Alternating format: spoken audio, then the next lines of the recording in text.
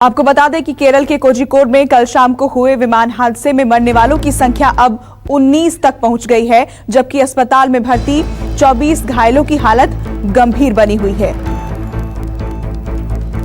इस वक्त की ये बड़ी जानकारी, जिन लोगों की मौत हुई है उनकी संख्या अब 19 तक पहुंच चुकी है। हमारे सहयोगी केजी श्रीवत्सन इस खबर पर हमारे साथ जुड़ गए हैं। श्रीवत्सन, जो संख्या है मृतकों की वो बढ़ रही है और जो अभी घायल हैं उनकी हालत भी लगातार गंभीर बनी हुई है। कुल कितने लोग हैं जिनकी हालत गंभीर है और कहां एडमिट है ये?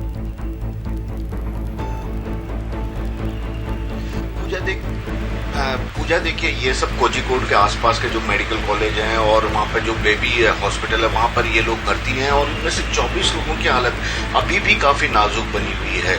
पायलट को पायलट सहित 19 लोगों के मरने की पुष्टि भी हो चुकी है इस पूरी घटना में। लेकिन जो ये एयरपोर्ट था अपने आप में, ये देखा जाए तो इसको करीब 1 साल पहले DGCA का नोटिस भी मिल चुका था मेंटेनेंस को लेकर, क्योंकि टेबल टॉप एयरपोर्ट है और टेबल टॉप एयरपोर्ट के बारे में ऐसा कहा जाता है कि ये वो एयरपोर्ट होते हैं जिनमें रनवे के एक तरफ या दोनों तरफ खाई होती है और वहां पर विमान की लैंडिंग या विमान का टेक ऑफ सबसे ज्यादा मुश्किल काम होता है। ऐसे में जो प्रशिक्षित पायलट होते हैं वे ही यहाँ पर फ्लाइट का उन्हें भी उड़ान भरने की इजाजत होती है।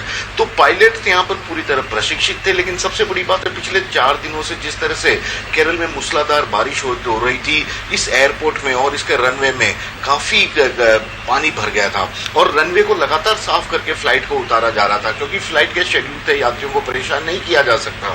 इस विमान में भी ऐसा ही हुआ था, लेकिन जो एक तरह से मौसम एक खराब था, ऊपर से रनवे का गीला होना, यही इस विमान हादसे का सबसे बड़ा कारण बताया जा रहा है। लेकिन कुल मिलाकर DGCA ने इस पूरे मामले की जांच के आदेश दे दिए हैं।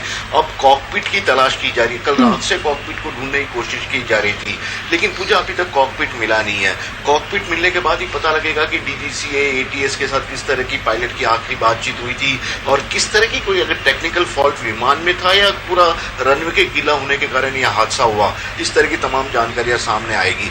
लेकिन फिलहाल तो यह कहा जा सकता है कि देश में जो 3 टेबल टॉप एयरपोर्ट है, जिसमें एक कर्नाटक के मैंगलोर में है, दूसरा मणिपुर में और तीसरा केरल के कोझिकोड का यह एयरपोर्ट है, तो यहाँ पर नियमित रूप से जिस मेंटेनेंस की जरूरत होती है शायद वह पूरी तरह से नहीं हो पाया और इसी के चलते बेंगलोर में भी 2 साल पहले हादसा हुआ था, मैंगलोर में भी देखा जाए, और अब कोझिकोड में भी यह हादसा सामने आया है।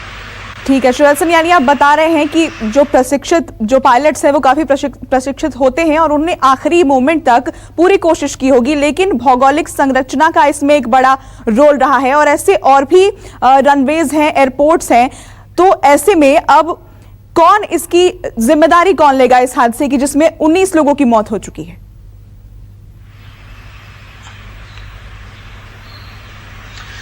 जी देखिए, DGCA की सबसे बड़ी जिम्मेदारी बनती है, उसके बाद जो एयरपोर्ट वहाँ के हैं उन प्रशासनिक लोगों की बनती है। केरल के बारे में यदि कहा जाए तो हर साल वहाँ पर मानसून की अच्छी बारिश आती है, जिसके चलते, और केरल का पूरा भौगोलिक इलाका पहाड़ी वाला इलाका है, यानी कि ऊपर घाटी से पहाड़ी से पानी आता है और निचले इलाकों में भर जाता है। एयरपोर्ट को एक दिन से लेकर 4-4, 5-5 दिन तक बंद करना पड़ता है। साल 2018 में वहाँ पर जब सदी की सबसे भीषण बाढ़ आई थी तो 18 दिन से ज्यादा एयरपोर्ट को बंद करना पड़ा था, क्योंकि पूरा एयरपोर्ट ही तालाब बन चुका था।